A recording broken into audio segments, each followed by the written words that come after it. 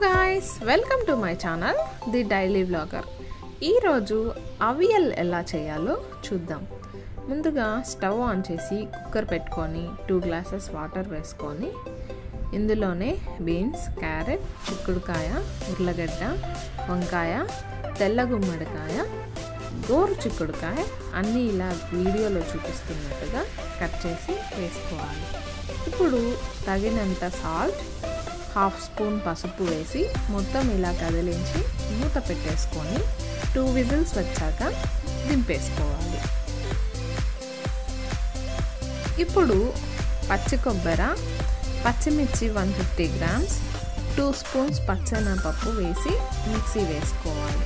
ఇప్పుడు 1 లీటర్ పెరుగు తీసుకొని అందులో ముందుగా మిక్స్ చేసి పెట్టుకున్న పేస్ట్ని వేసి బాగా చిలికి పెట్టుకోవాలి. కుక్కర్ బాగా ఆరిపోయిందండి. వెజిటేబుల్స్ అన్నీ కూడా బాగా కుక్ అయిపోయాయి. ఇప్పుడు ఈ పేస్ట్ని ఇందులో కలుపుకోవాలి. ఇప్పుడు ఇది బాగా మరిగే వరకు ఉడికించుకొని దింపేసుకొని కొత్తిమీర, కరివేపాకు అండ్ కోకోనట్ ఆయిల్ వేసుకొని కలుపుకోవాలి.